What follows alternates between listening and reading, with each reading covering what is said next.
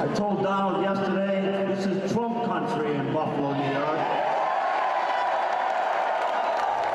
Before he became Donald Trump's New York campaign chair, Carl Paladino first gained national infamy for a different reason: his tendency to forward racist emails. You see, during his run for New York governor in 2010 against Andrew Cuomo, it was revealed that Paladino had forwarded friends and colleagues a number of lewd and offensive emails that include everything from racist jokes about President Obama and the First Lady to graphic images of bestial pornography. Not a phrase I often have occasion to say on the show. Which is why it was shocking but not necessarily surprising when, in response to a local paper's query about his expectations for 2017, Paladino inexplicably emailed back a series of misspelled racist, transphobic, and bestiality-themed jokes about the president and first lady. We'll quote some of them here. Obama catches mad cow disease after being caught having relations with a Hereford. He dies before his trial. Michelle Obama, I'd like her to return to being a male and let loose in the outback of Zimbabwe, where she lives comfortably in a cave with Maxie the gorilla.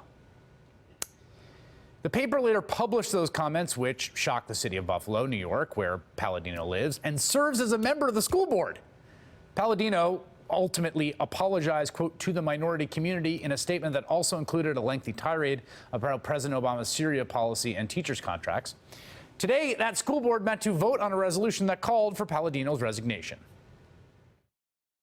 I am standing today for all the children who have been harmed by this school board member's abhorrent behaviors and actions. This level of hatred for African Americans should not and cannot set policy for the education of African American children. Words matter, Mr. Paladino. I have heard, as has every board member, including you, from people all over the country who are incredulous that a sitting Board of Education member could demonstrate such a lack of responsible leadership for the children in our district. They would like me to tell you, you're fired. In the end, the resolution passed 6 votes to 2 with raucous applause from the audience. Paladino now has 24 hours to resign before the school board implores the state education commissioner to fire him. One of the people who was in the audience to the vote was Huffington Post senior political reporter and politics managing editor Amanda Turkle, who joins me now. And Amanda, it looks like quite a scene in that room. What was it like? It was pretty crazy. I mean, it was loud. They made clear that people couldn't bring in signs, and the school board chair had to keep reminding people that they weren't supposed to be shouting things out and saying that there's a national audience, make sure you make Buffalo look good. But people were pretty upset. There were a lot of reactions to what especially the two Paladino allies on the board were saying. One woman, Patty Pierce, who voted against the resolution, compared what was going on to the Charleston massacre and said that, like people in Charleston, the families of the victims forgave Dylan Roof. The people of Buffalo should try to do that with Carl Paladino. And that was too much for one woman who was actually sitting right in front of me, who started shouting that you just, it's a disgrace to bring up the victims of this horrible massacre in Charleston to sort of defend Carl Paladino or to say we should forgive him. And she left the room because of that. Wait a second. The board member, in attempting to defend Carl Paladino, who has these sort of despicable comments about the president, the first lady, other people, in her defense of Carl Paladino, compared Carl Paladino to the racist mass murderer Dylan Roof. Essentially, yeah. I mean, someone else in the audience pointed out, like, he went to jail. Is that who you're really comparing him to? But I mean, her point was that she was so moved by the victims' families, forgiveness in their words, that was how she came to also forgive Carl Paladino, who she considers a friend. But yes, there was that other side of the comparison that she was comparing Carl Paladino to Dylan Roof. Well, there's also the fact that, I mean, I have to say, when this story, obviously Paladino is a figure I know, and we've covered him on the show, and ran for governor here. That I did not realize. I mean, when the story happened, I did not realize he's sitting on the Board of Education. I mean, these are powerful positions. That board presumably is essentially dictating a fair amount about what happens to Buffalo school children.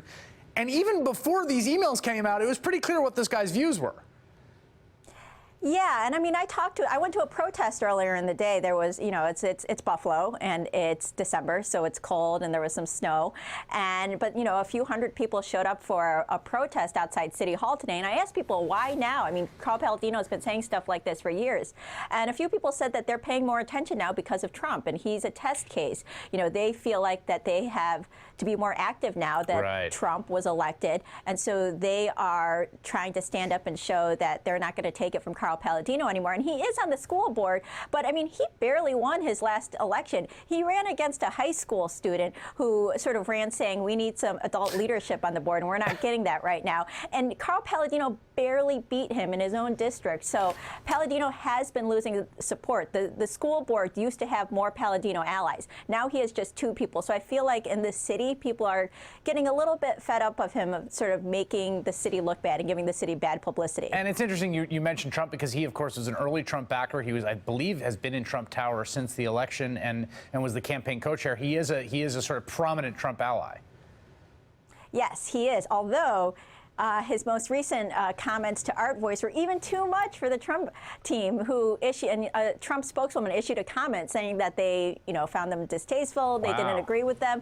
So even too much for Trump, who has said many, many very Paladino-ish things. Yeah, Amanda Churchill, senior political reporter and politics managing editor for the Huffington Post. Thanks for joining me. Appreciate it.